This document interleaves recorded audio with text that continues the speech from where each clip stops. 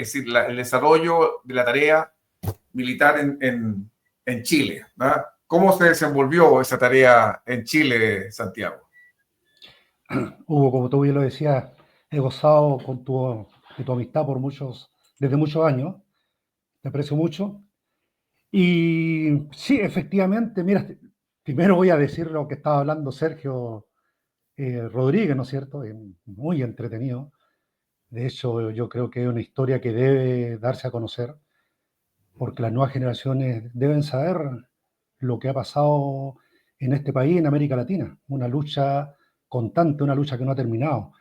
Vivimos un proceso y actualmente estamos en una etapa política complejísima, pero llena de oportunidades, no solamente en Chile, sino en el mundo. Todos hemos visto lo que está pasando y yo creo que las crisis generan, dicen algunos, oportunidades.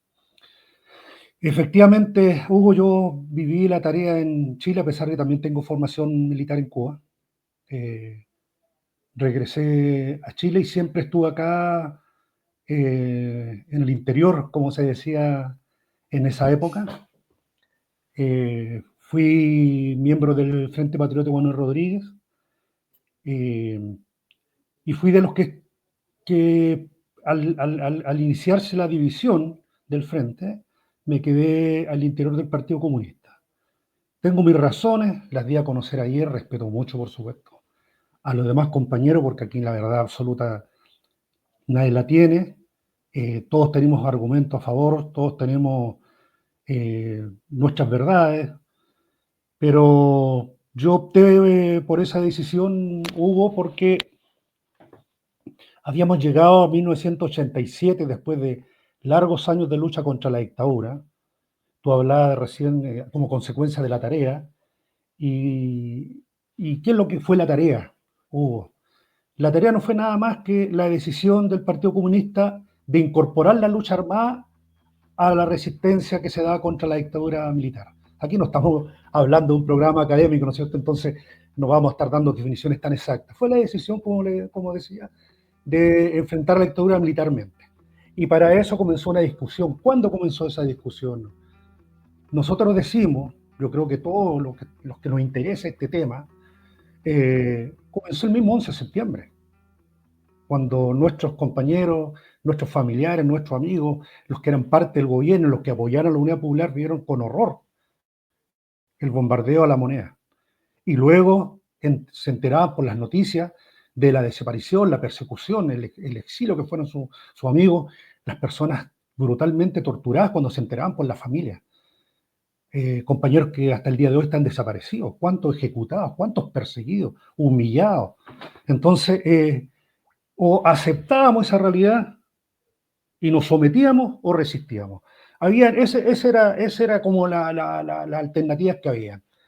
Y se optó por resistir, con todo el costo altísimo, Hugo, porque tú sabes que lo militar no hay que romantizarlo, como yo decía ayer, pero hay que hablarlo con lo bueno y lo malo. Lo bueno es el acto de dignidad. Lo primero que hay que decir fue un acto de dignidad importante, eh, pero con costo altísimo, pero era necesario.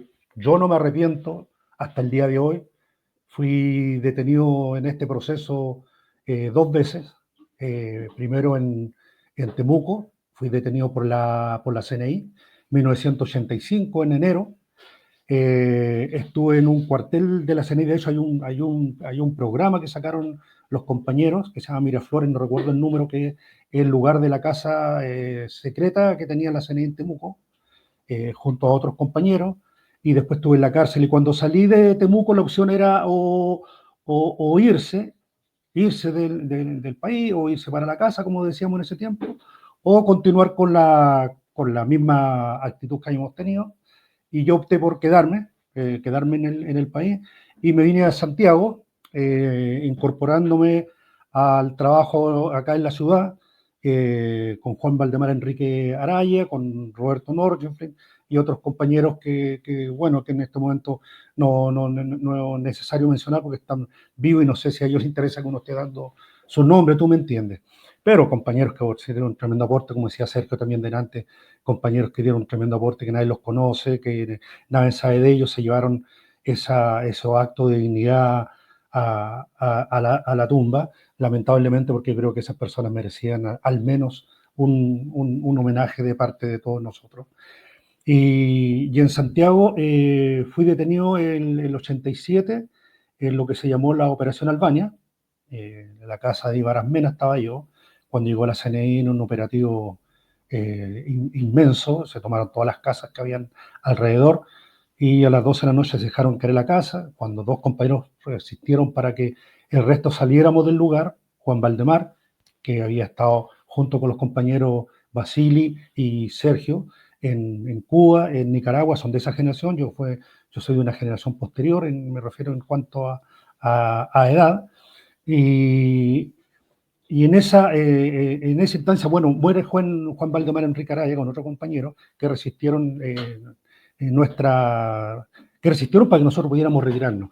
Y digo retirarnos porque a veces, casi en tono sarcástico, se dice, salieron arrancando. La diferencia entre una cosa y otra es que lo primero, la retirada, es programada, es ordenada, no es sálvese quien pueda. Y ahí se hizo una retirada programada, se diseñó esa resistencia, cada uno tenía un rol que cumplir, yo rompí el techo, por ejemplo lo he explicado, para salir por el techo, porque la casa estaba rodeada por todas partes, los CNI se tomó las casas vecinas, y dos compañeros se quedan resistiendo para que el resto nosotros pudiéramos retirarnos del lugar. Afortunadamente fue así, y lamentablemente con la muerte de estos dos compañeros, ambos de apellido Enríquez, y por mera coincidencia, no tenían relación de parentesco, sí hermandad de principio, de convicciones. Y en esa época comenzó la discusión también respecto a la continuación o no de la tarea militar. Y provocó el quiebre y la diferencia de opiniones que tenemos hasta el día de hoy, y yo creo que no es malo negarlo, no es malo conversarlo, no es malo discutirlo, porque yo creo que aporta a este análisis teórico que es necesario hacerlo. ¿Entiendes? No disminuye lo que hicimos nosotros. Al contrario, yo creo que todos tienen que saber las distintas opiniones, el por qué ocurren las cosas con transparencia. Porque somos seres humanos, cometemos errores, tenemos falencias, obviamente tenemos también cosas positivas que aportar, cada uno que saque las conclusiones que sean necesarias, porque esta discusión no va a terminar hoy día ni va a terminar mañana. Yo creo que va a cruzar muchas generaciones a futuro. ¿Por qué? ¿Por qué yo decidí, Hugo, terminar o ser parte del grupo que decidió terminar de esa forma la tarea emprendida en 1975, ¿cierto? Que se le pone esa fecha, eh, como yo también lo decía, nosotros los seres humanos nos gusta poner fecha a todo. En tal fecha comienza la primavera, en tal fecha fue la independencia del país, en tal fecha tal autor creó una obra o pintó tal cuadro, cuando nosotros sabemos que todo es parte de un proceso, es la dialéctica, ¿no es cierto? Por lo tanto, no es que el año 75, de un día para otro, se juntaron 4 o 5 lumbreras y decidieron comenzar esta vía política que incorporaba la lucha militar a la resistencia contra la dictadura, sino que fue un proceso, y ese proceso, como decía, comenzó el año 73, el mismo día del golpe de Estado, en las casas de los militantes, yo creo que también la vía de Grimaldi, en los campos de concentración, los compañeros que se fueron al exilio, estaba esa discusión, ¿qué hacer? Porque la pregunta era, ¿por qué ocurrió? En primer lugar, el golpe de Estado, ¿cierto? ¿Se podía haber evitado? Esas eran las discusiones que habían en ese tiempo. ¿Se podían haber evitado? ¿Qué hicimos de mal? ¿Qué pudimos haber hecho mejor para haber evitado esto? Y una de las respuestas era, en primer lugar, la política de alianza, que se había cercado mucho y se había dejado de lado el centro político. Esa fue parte de la discusión. Acá no estamos diciendo nada nuevo, son parte de los cuadernos que están en muchas bibliotecas, en casas de muchos militantes, de gente de izquierda, de periodistas. Y luego, cuando se toma la decisión de iniciar la tarea militar, se decide incorporar la lucha armada, pero no en forma exclusiva, sino además, porque en ese tiempo era famosa esta frase que decía todas las formas de lucha. Y todas las formas de lucha no significaba solamente la lucha armada. O sea, la lucha armada, un elemento más de todas estas formas de lucha, que incluía, por supuesto, en los gremios, en los sindicatos, desmembrados y jibarizados. Usted sabe que después del golpe de Estado fue una persecución tremenda contra todo tipo de organizaciones. La dictadura no solamente se tomó el poder, destrozó la red social que tenía este país, la red sindical, las organizaciones sociales, las destruyó. Y las destruyó no solamente legalmente, sino que además deteniendo y haciendo desaparecer, ejecutando a las personas visibles de estas organizaciones.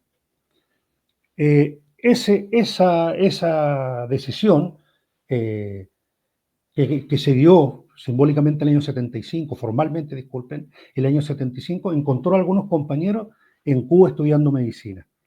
Entonces, esas personas fueron las primeras que se incorporaron al trabajo, a este trabajo militar, porque lo militar no es solamente tomar un arma, hay que tener conocimiento. Se está enfrentando a un ejército profesional, altamente profesional como el ejército chileno, y sobre todo a la agencia de seguridad como la CNI y antiguamente como la DINA, que tenían todo incorporado miembros del ejército y miembros de Carabineros y de la antigua Policía de Investigaciones, gente con preparación. Muchos de esos oficiales habían sido preparados en Panamá. Entonces la cosa no es saber usar un arma, es saber trabajar en equipo, tener logística, tener una línea, ¿cierto?, de trabajo, podríamos decir, en el tema militar. Y por eso se acogió esa invitación de Fidel Castro de que muchos compañeros nuestros empezaran a prepararse militarmente. Y no solamente se hizo en Cuba, pero yo creo que en Cuba fue lo más importante por la cercanía, por la calidez de la gente, que la mayor parte de los compañeros se encariñaron, no solamente absorbieron los conocimientos militares, sino también el cariño, las costumbres, la forma de hablar de los cubanos, ¿cierto? Y el cariño hasta que permanece hasta el día de hoy. Y esos compañeros se encontraron con un hecho histórico, que fue el triunfo, o no, uno de las ofensivas más importantes que tuvo el Frente Sandinista en Nicaragua. Y necesitaban profesionales de distintas áreas, y estos compañeros que estaban en Cuba, muchos ya habían terminado sus cursos de oficiales, se fueron a Nicaragua. Compañeros nuestros de acá de Chile, no solamente militantes del Partido Comunista, sino también socialistas del MIR y algunos miembros de las Fuerzas Armadas que fueron exonerados de la Fuerza Armada acá en Chile, estuvieron encarcelados, se fueron fuera del país, esos también llegaron a combatir a Nicaragua. Nosotros nos sentimos orgullosos de esos compañeros, hicieron un tremendo aporte, dejaron muy bien puesto, no digamos el nombre como generalmente se dice, sino que no el nombre del partido, sino el nombre del latinoamericano solidario, porque el internacionalismo no comenzó ahí, por supuesto, el internacionalismo comenzó en la lucha por la independencia de América Latina. Casi nos reconocían fronteras nuestros próceres. Argentinos en Chile, Chile en Argentina, chilenos en Perú, venezolanos en Bolivia, qué sé yo. Y en ese contexto estuvieron los compañeros luchando allá, pero no solamente en Nicaragua, lo hicieron también en Colombia, lo hicieron en El Salvador, lo hicieron en Guatemala, y lo hicieron en Angola y no sé, otros países más. Haciendo ese aporte con un costo, como decía adelante, altísimo. Muchos compañeros regaron con su sangre esas tierras centroamericanas. Y luego esos compañeros retornaron a Chile, como era la idea inicial, y fue recibido por muchos de nosotros que estábamos acá trabajando en forma más rudimentaria, no teníamos los conocimientos que venían a aportar ellos. Por lo tanto, fue una confluencia de experiencias, la que había aquí al interior, conociendo lo que estaba pasando en Chile, con muchos compañeros, que ya se iniciaba acá en Chile, no partió esto de cero. Aquí ya venía una sociedad que se venía alzando, que venía haciendo protestas, que venía manifestándose masivamente en las calles. Y dentro de ese contexto político que había en Chile, nosotros nos incorporamos. Nos incorporamos y en lo que más tarde se llamaría el Frente Patriótico Manuel Rodríguez, porque antiguamente sí existían algunas organizaciones que tenían distintos nombres. Por ejemplo, el Frente Cero y he visto algunos panfletos de la época y algunos documentos firmados como Comando Patriótico Manuel Rodríguez o simplemente Comando Manuel Rodríguez. Pero después se le dio una estructura mucho más, podríamos decir, profesional, como Frente Patriótico Manuel Rodríguez, con una dirección nacional, y asumiendo el mando José Miguel, Raúl Pellegrino, ¿cierto? Que recién también lo nombró Sergio, un tremendo compañero como muchos otros, y que asumió el mando militar. Como hemos conversado muchas veces este tema, el qué hacer lo decidía el Partido Comunista. ¿Para qué vamos a decir una cosa por otra? Era así. Pero el cuándo, el cómo y el dónde lo decidía el Frente Patriótico Manuel Rodríguez, para resumir. El primer discurso que dio José Miguel se refirió a la necesidad de que al Frente Patriótico se incorporaran gente de todos lados del espectro político nuestro. Lo que no fue tan así, para mí lamentablemente, pero tampoco una decisión, no es que nadie excluya al resto, pero también no todo el mundo tenía las mismas decisiones, los mismos alcances de sus posiciones políticas. Y estuvimos combatiendo fuertemente a la dictadura. Hay un artículo de la tercera, si no me equivoco, el 28 de noviembre, pues en noviembre de 1984, creo que fue el 28 de noviembre, un artículo de la tercera, diario oficialista, como en esa época, junto al Mercurio y la Segunda pero era la voz oficial, eran los voceros de la dictadura, y dice que en esa época, en menos de un año, el Frente Patriótico Manuel Rodríguez había realizado aproximadamente 1.800, ahí de número exacto, habla de 1.880 acciones. Y nosotros decimos que no estuvieron muy lejos, de todo tipo, porque no todas las acciones son espectaculares como las que uno conoce, pero muchas también muy importantes, porque ¿cuál era el objetivo del Frente Patriótico Manuel Rodríguez? El objetivo era demostrar al país que este pueblo no estaba dormido, que nosotros no estábamos con la cabeza gacha. ¿Sí? Sí, es por lo mismo que Allende murió en La Moneda. Sí, es un acto de dignidad. Allende murió por dignidad. Y el Frente Patriótico se citó por un acto de dignidad. Porque imagínense ustedes que si Allende se hubiera entregado y se hubiera ido a México y hubiera muerto de viejo allá. ¿Acaso es lo mismo que el ejemplo que él dio resistiendo? Y nosotros mismos. Y nosotros mismos. ¿Acaso es lo mismo que este pueblo se hubiera esperado pacientemente que la dictadura se hubiera ido y le hubieran entregado así, entregado de medianoche el poder? Porque nosotros no tenemos que olvidar que la historia se ha querido cambiar. Acá no se hizo el cambio porque ellos quisieron, fueron obligados a entregar el poder, obligados.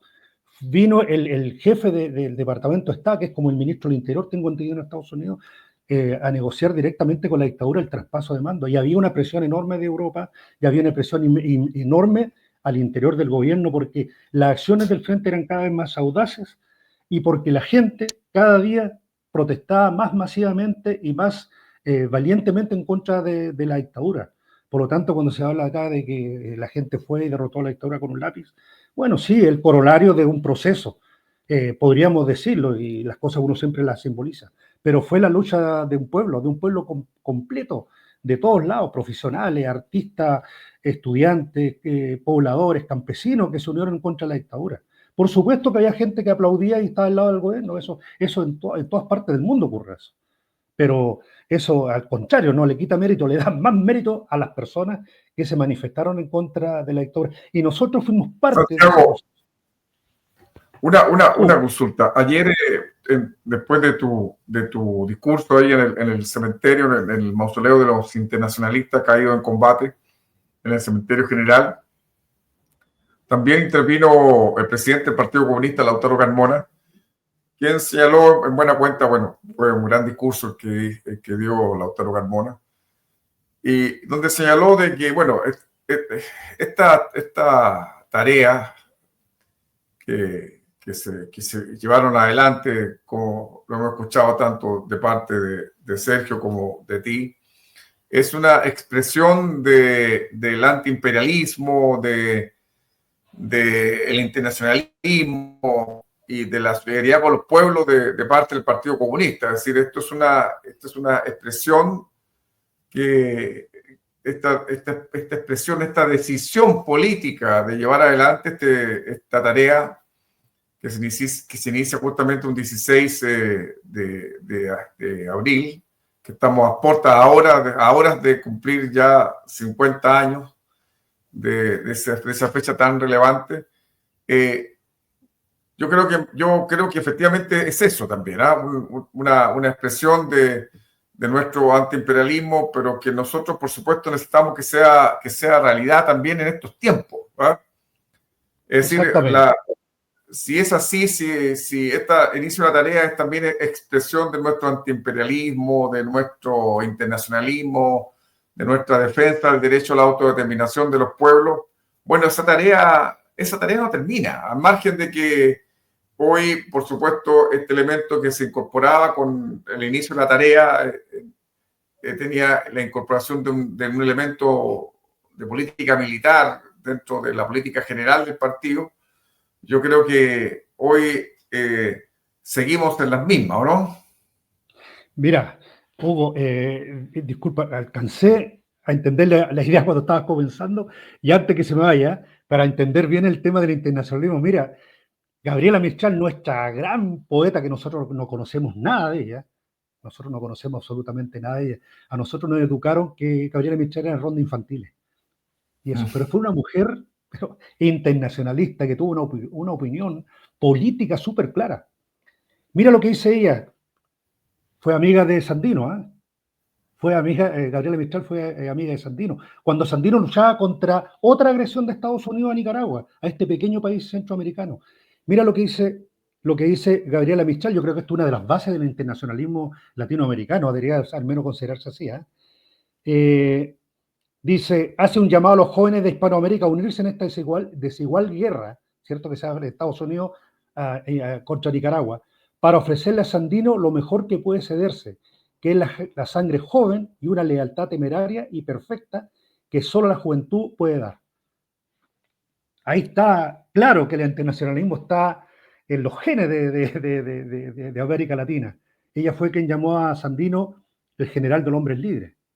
O sea, cuando van los compañeros el año 78, 79 a Nicaragua, iban realmente, a lo mejor muchos sin saberlo, yo creo que sí, pero a lo mejor algunos no, ¿cierto? Sin saber, continuando con esta tradición, ¿cierto? A la cual llamaba Gabriela Mistral. En Cuba también hubo en el proceso revolucionario chileno, acá en Chile hubo muchos latinoamericanos, ojalá que eso nunca termine de otra forma, por supuesto, no todo se traduce en el internacionalismo, como yo lo dije ayer, y espero que muchos compañeros entiendan el sentido de lo que yo digo, ¿no? La tarea no es sinónimo de internacionalismo, pero sí el internacionalismo es parte imprescindible de la tarea. Se convirtió con el año en algo imprescindible, porque en este momento nosotros no podemos separar tareas de internacionalismo. Es imposible, porque yo creo que no sé qué porcentaje de los compañeros del frente venían combatiendo, y para nosotros, al menos para mí, yo me sentaba a conversar con Juan Valdemar, me aburría Roberto Norris preguntándole porque, bueno, yo era un muchacho y ellos venían con una experiencia que para nosotros era algo totalmente novedoso, aparte que, bueno, obviamente estamos en dictadura, por lo tanto, la información que había de esos procesos era mínima, y lo mínimo era distorsionado además, porque si ustedes vieran las noticias, si uno pudiera ver las noticias en la televisión cuando ganaron los sandinistas, lo que decían era poco menos que eran un montón de montoneros, que iban a terminar de destruir ese país. Y bueno, y cuando uno empieza de a poco a incorporarse, a conversar con los compañeros en la Jota, en la universidad, y cuando empiezan a llegar estos compañeros de Nicaragua, te empiezan a hablar de un mundo totalmente distinto, ¿ya? Entonces, para mí, como te digo, esas personas que están ahí, yo realmente el cariño, el respeto que siento por ellos yo creo que el que sienten ustedes, el que sientes tú también, Hugo, porque uno nota, ¿cierto?, el cariño y las palabras cuando tú estás entrevistando. Yo he visto otros programas tuyos también, siempre está ese cariño y ese respeto por nuestros hermanos, nuestros compañeros de la tarea, y en ese caso, internacionalista. No sé si respondí de alguna forma la idea que tú me estabas Todo diciendo, Santiago, estupendo. Nuestros conectados están todos ahí saludándote cordialmente, ¿ah? Y todos muy orgullosos de ti y de todo lo que tú has dado justamente por materializar esa tarea que se inició allá un 16 de abril del 75. ¿Ah? sí, Así que qué bueno, Ahí tenemos algunos comentarios evocadora. que Yo queríamos veo, yo pienso en compartirles. el año 75, disculpa, y como gris, como oscuridad, miedo. Qué difícil esa época para la gente que la vio, que sufrió la persecución, la soledad. No había los medios de comunicación que hay ahora, las redes sociales, los que estaban aislados en el campo, el miedo que yo sentí cuando visité familias de compañeros que no sabían nada porque no tenían forma de comunicarse, no tenían forma de llegar. Por eso cuando hablan de las víctimas y hablan y le dan números, yo digo, la tragedia chilena no se puede contabilizar en números, compañero Hugo, tú lo sabes. Tanta gente que no pudo denunciar, tanta gente que tenía miedo y que nunca denunció, tantas atrocidades, los robos que hacían, cuando hacían allanamientos y se llevaban todo, se llevaban dinero, se llevaban joyas, y la gente tenía terror. Entonces, por eso digo yo que la lucha que se dio, eh, yo la reivindico, yo reivindico la lucha armada que se dio contra la dictadura, y también doy las razones por las cuales yo fui del grupo que pensó que había que terminarla. Eh, eso básicamente, y discúlpame, Nicolás, si te interrumpí.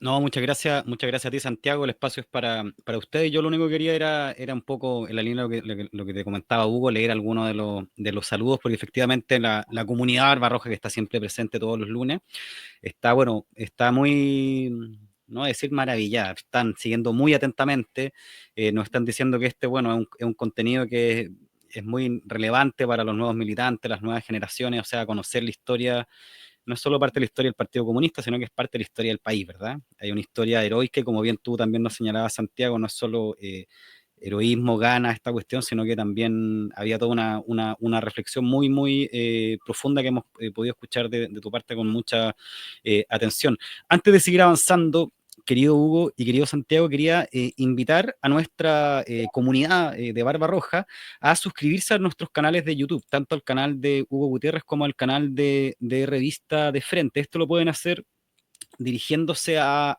YouTube, se pueden suscribir al canal apretando la campanita y así les van a aparecer nuestros contenidos y también, por supuesto, se pueden hacer miembros del canal como, por ejemplo, Mauricio, que ya es miembro, paga 2.000 pesos al mes en YouTube y nos permite mejorar este contenido y sus contenidos aparecen ahí con una marca y también, bueno, quienes son miembros de nuestro canal tienen también acceso a contenido antes que el resto y otra serie de cuestiones que les vamos a ir contando. Oye, Santiago, yo también Sí.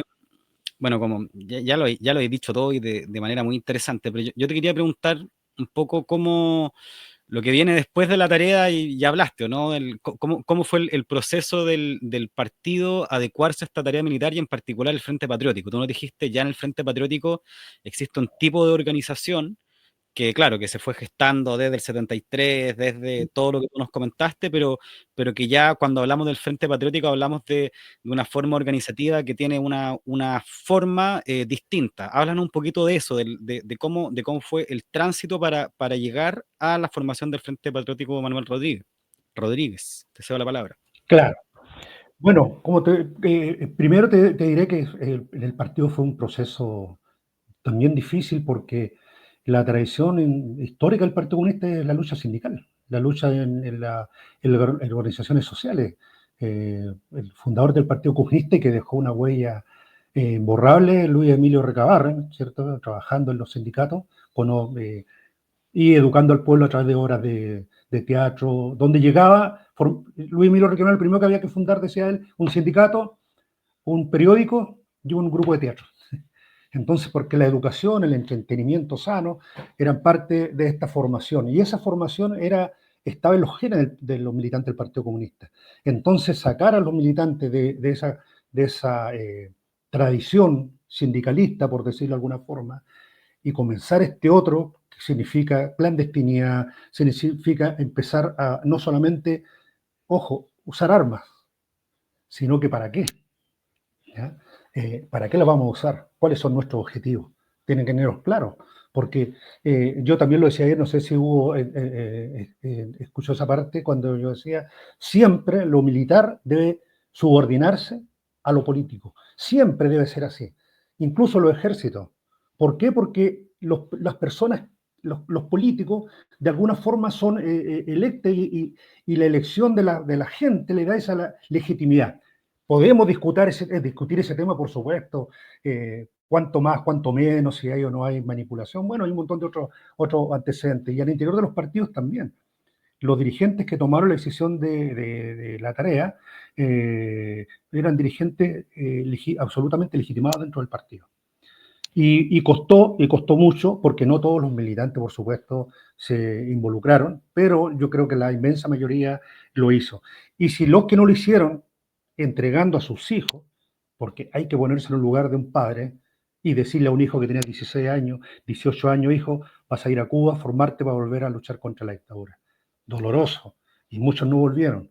Y muchos que volvieron fueron detenidos, eso desaparecer. Yo hablaba ayer también de estos 5 compañeros, los últimos que detenidos desaparecidos de la dictadura. O sea, primero eran detenidos y después se supo, detenidos y desaparecidos, después se supo lo que había ocurrido con ellos. 5 compañeros del Frente Patriótico Manuel Rodríguez, que la dictadura los tocó como represalia por el secuestro del coronel Carreño, que el Frente liberó sano y salvo en Brasil sin un rajuño. Y la dictadura tomó a estos 5 compañeros que los tuvo 3 meses recluidos en el cuartel Borgoño y los lanzó en la caleta de Quintaya amarrados a rieles. Eso es hecho. Lo investigó el ministro Dolmes y el ministro Carroza de la Corte de Apelaciones de Santiago.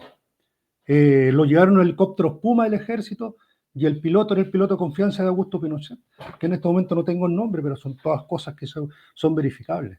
Entonces, hasta el último día ellos demostraron de que la vía que habían optado era legítima, justamente porque esas atrocidades tenían que de alguna forma tener algún tipo de sanción. Cuando llegaron estos compañeros, cuando acá en Chile se le empezó a dar la orgánica a lo que sería el Frente Patriótico de Rollo, se trabajó en lo que ya venía teniendo el Frente Cero y los comandos patrióticos Manuel Rodríguez. Infraestructura principalmente, casas de amigos, casas de simpatizantes. Las casas son imprescindibles, ¿cierto? Porque acá en Chile no se luchó una guerrilla rural, no habían terrenos o territorios liberados, fue una guerrilla urbana, o sea, se estaba al interior de las ciudades, por lo tanto rodeado por el propio enemigo. Tú estás en una casa, no sabías si en ese momento se estaba siendo rodeado, como muchas veces ocurrió, como muchas veces ocurrió. Entonces, convencer a esas familias que entregaran su casa, un dormitorio, que acogieran a compañeros del frente, que muchas veces llegaban armados, que muchas veces llegaban con problemas. Fue un trabajo también inmenso, mucha gente, muchos militantes anónimos, muchos chilenos anónimos, no solamente militantes del Partido Comunista, muchos chilenos anónimos que colaboraron con el Frente Patriótico Manuel Rodríguez de distintas formas, ayuda económica, prestando sus vehículos, prestando casa, trasladando compañeros. La verdad es que uno se siente orgulloso, la verdad, porque la gente con temor y sabiendo las consecuencias, porque nosotros sabemos lo que les pasaba a los que colaboraban, a los que se oponían a la dictadura, aún así lo hacían. Qué orgullo haber sido ser parte de este pueblo chileno que eso no es un pueblo sumiso, ¿eh? Como muchas veces lo quieren hacer ver. Es un pueblo tremendamente valiente, a veces, bueno, manipulado por los medios de comunicación que nosotros sabemos cómo presentan todas las cosas, desde la mañana hasta la tarde, todo el día distorsionando noticias.